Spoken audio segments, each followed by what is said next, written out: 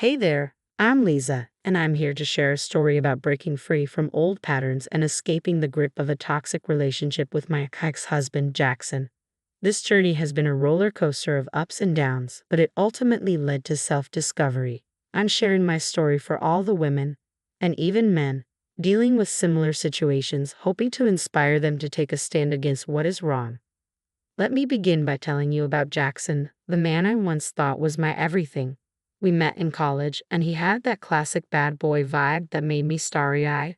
Little did I know that beneath that magnetic exterior was a world of chaos. After graduation, he proposed, and I said yes. If I could go back in time, that's the moment I would change. Neither of us had a real job, and we were barely scraping by with low paying gigs that could hardly cover rent for our tiny apartment. Back then, it felt like an adventure, but looking back, it was a big red flag. Jackson always claimed he loved me more than life itself, showering me with affection. But as time passed, I realized it wasn't love, not the healthy kind anyway. It was an obsession. He was insanely jealous and overbearingly possessive, qualities I initially mistook for protectiveness. Jackson had a knack for turning innocent situations into full-blown dramas. I lost count of the times he got jealous over people simply smiling at me. He even got mad at my cousins for being close to me. I convinced myself it was his way of showing love, but deep down, I knew something was wrong. Things escalated when he asked me to quit my job because he didn't like the guys I worked with. "Babe, I need to talk to you about something. I think you should quit your job." "What?" "Why, Jackson? Don't you trust me?" "It's not about trust, Liza. It's those guys you work with. I don't trust them. You can't just hide me away from the world, Jackson." "I wish I could, babe. I just worry about you. It's not a safe world we live in. You don't get it. With my degree, I can get a better job, which means a better life for us. You know I have a degree too from the same college. I'm a bit slow right now, but I promise one day I'll provide everything you deserve. It's not about what you can provide. I never doubted your ability. I need to work on my career too. Independence is crucial these days. I just can't stand the thought of any guys getting close to you. It's your call now. It's either me or the job.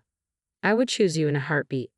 I couldn't believe I had been such a fool to leave my job just because he asked me to. At first, it seemed like he cared so much, taking care of our finances and everything. But it didn't take long for me to realize he wasn't just overprotective. He was controlling. He didn't want me to go out with friends, even for innocent nights out. He claimed he was worried about my safety, but in reality, he was more concerned about losing control. Then, a new problem arose. Jackson started getting into gambling. At first, it was just occasional poker nights with his buddies, but it quickly escalated. Soon, he was spending our hard-earned money at casinos and betting on sports events. When I tried to talk to him about it, he brushed off my concerns, saying it was just a way to relax and have some fun. But it wasn't fun anymore. His obsession with gambling took a toll on our finances. Bills piled up, and we struggled to make ends meet. "Jackson, babe, we need to talk about your gambling. It's spiraling out of control and affecting both of us." "What are you talking about, sweetie? I can handle it. It's just a bit of fun." "Fun? Jackson, we're drowning in debt, and you've lost so much money lately. It's not fun anymore. It's an addiction." "I can't believe you're accusing me like this. I know what I'm doing." "Jackson, please, for me?" "Okay, maybe I'll try to cut down a bit. Just for you, love." One day, Jackson came home carrying something I could never have imagined in my wildest dreams, a stack of divorce papers. My heart sank as he handed them to me. Despite the challenges and struggles, I thought we were in this together. "Jackson, why? We've been through so much together. We can work through whatever this is." "Liza, I don't know. It just felt like the right thing to do. We're not living the dream life we thought we would. Even though I love you, I can't keep going like this. It's over for me. We promised each other we would stick together no matter what. I know we made those promises, but things have changed. This is happening. You cannot stop it. I'll see you in court." After the courtroom procedures, our 3-year marriage ended just like that. I couldn't find closure in the vague excuse he gave for ending our marriage. The thought of reaching out to him one more time to rekindle the old flame was tempting. I couldn't bring myself to give up just yet. I decided to make up a reason to talk to him, claiming he had left some belongings at our old apartment. It was a silly excuse, but I needed to hear his voice to understand what had gone wrong. I dialed his number. The phone rang and rang, but Jackson did not pick up. I felt a pang of disappointment, but didn't give up. I left him a heartfelt voicemail, pouring out my feelings and asking him to call me back. Hours turned into days, and there was still no response. A week later, after countless attempts to reach him, I received a message from my phone provider. You cannot send messages to this conversation. I assumed he had blocked me, making it clear that he had moved on. It was one of the biggest mysteries of my life. Jackson, the man I thought would be by my side forever, had disappeared without a trace. What had gone wrong? Why had he given up on our marriage? Why had he walked away without a proper explanation? It was then that I knew I had no choice but to move forward.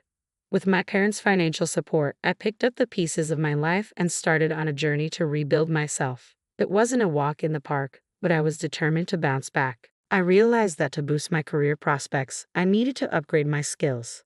So, I dove into self-improvement, determined to add some impressive new bullet points to my resume. After a lot of hard work and personal growth, I landed a gig as a junior brand consultant at a fancy arts and antiques company. This was a big deal for me and a clear sign that my efforts were paying off. Little did I know that this job would lead to even greater things. Within a year, my commitment and hustle caught the attention of my bosses, and I was promoted to the main brand consultant. Finally, I could start securing my financial future. But wait, there's more to my story. I also met someone who would become very important in my life. His name was Joshua, and he's now my husband.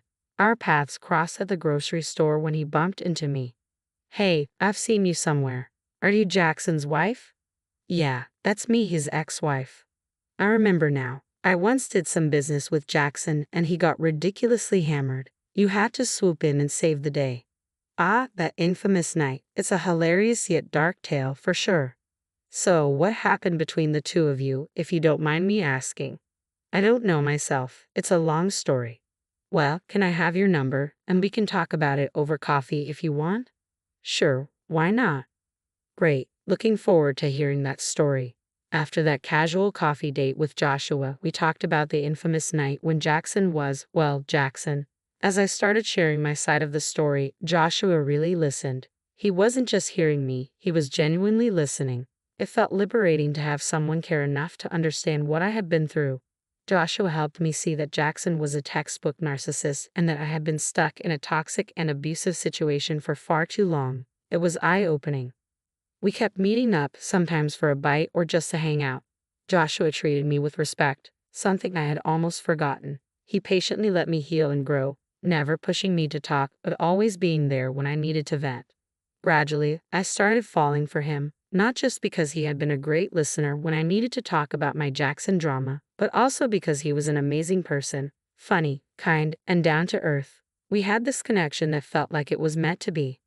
One day, as we were lounging in a park, he looked at me and said, "You deserve to be happy, Liza.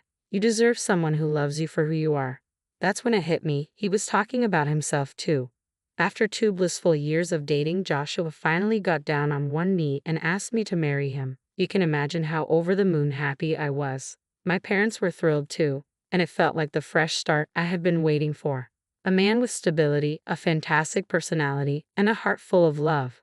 What more could a girl ask for? It was like the universe had aligned all my lucky stars in my favor. During those 2 years, everything was falling into place. I was excelling at work and living the dream life I had always imagined. Out of the blue, when I was riding high on this cloud of happiness, something came along to shake things up. It was one of those moments when you realize that life is not a straight line. The day after my wedding, on my first day back at work as Mrs. Liza Baker, I noticed a cake on my desk. My first thought was that it was probably from one of my friends, a belated congratulations for the wedding or something. But as I opened the box, my heart sank. There, in big bold red letters, the cake spelled out CHETR. I quickly closed the box before anyone else could catch a glimpse of it. So there I was at my desk, wondering who had played such a sick prank on me, when my phone rang with an unknown number flashing on the screen. "Hey there, Jane. It's me, Jackson. I can't believe you're calling after all this time. Where have you been? This is unbelievable. Wait, did you send me the cake?" "Yeah, I did. Well, it's not a catch-up, to be honest. Consider it a loyalty test. I wanted to see if you would still pick up when I call you, for old time's sake."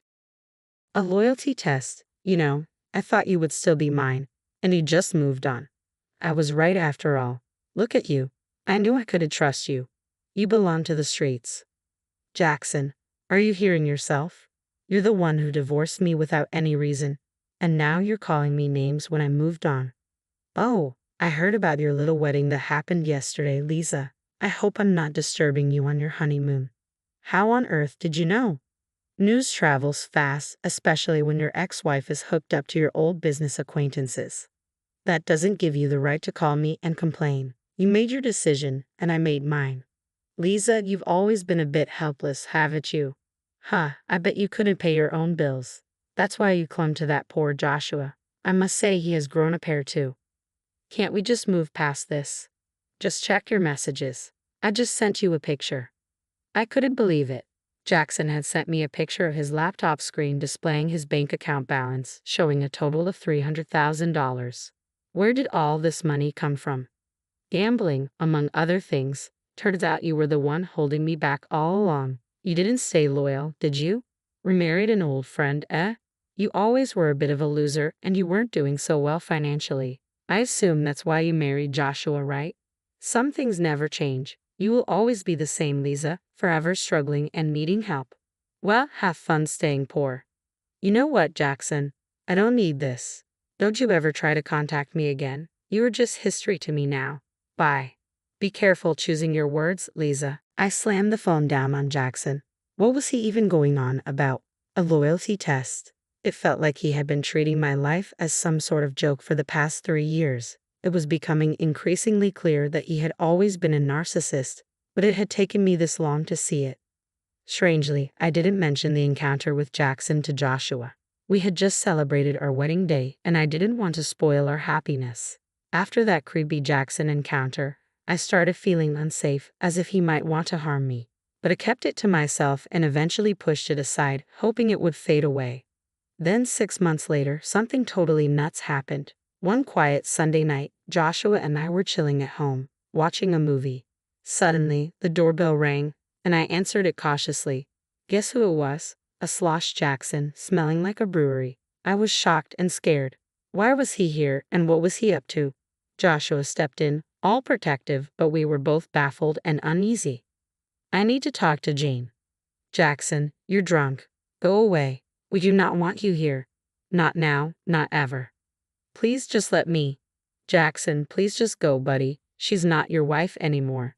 I need to talk to her. Jackson, leave now, or I might have to call the cops.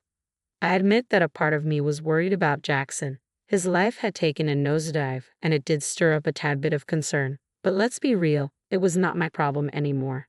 After everything he had put me through, all I had for him was pure hatred. Once Jackson was gone, I decided to open up to Joshua about the phone call. It was a difficult conversation, but Joshua proved to be my rock. He had my back, no questions asked. He made me feel safe, assuring me there was nothing to fear. The next day, Joshua was at work, and I found myself alone at home. My phone rang, and it was Jackson calling again. What's the deal, Jackson? Why are you calling me now? Liza, I need to apologize for everything I put you through. An apology after all these years? What brought this on? I always believed no amount of therapy could ever fix you because you're so messed up. Liza, I'm in a tough spot. I need some financial help. I know you might not have much, but… Financial help? I knew this wasn't so innocent. Calling me poor, remember? You always thought I lacked potential and control over my life. That's why you tried to manipulate me. But you know what, Jackson? Check your messages. I hung up on Jackson, then sent him a picture of my bank balance, $600,000, double what he had in his account a while back. Jackson called me up again, this time crying.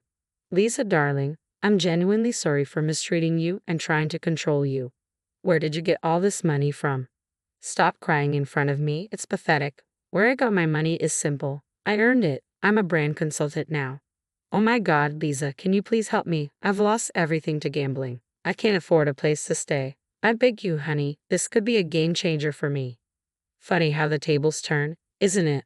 Look at you now, almost homeless with a gambling addiction and a narcissistic personality. No family, no friends, nothing. Meanwhile, here I am with a great job, a loving husband, and a happy home. Who's the problematic one now, you toxic piece of trash? Liza, please, I'm in real trouble here. I need help. No more chances, Jackson. How can you even think I would help you after all you did? This is it. One more call, and I'm taking serious action against you. Liza, please, just wait. We're done for good, Jackson. It's been a month since that call with Jackson, and it's safe to say he's been nowhere in sight. Back when I was with Jackson, I thought love was this intense, burning, red kind of thing. He had me convinced that it had to be all fiery and passionate. But you know what? Now, with Joshua, I've learned that love is not like that at all. Real love is more like a warm, steady, golden glow. It's not about drama or control. It's about support and lifting each other up. But I can't help but think about all the men and women out there going through similar situations, stuck in a toxic cycle with their exes. I want to tell them this: break free from that pattern. Your ex might make you feel worthless and convince you there is nothing better out there for you. But let me be clear: there is. You deserve all the happiness, love, and success in the world. Just like I found it, you can too. It's not easy and it takes time, but you're worth it. Do not let anyone drag you down or make you doubt yourself.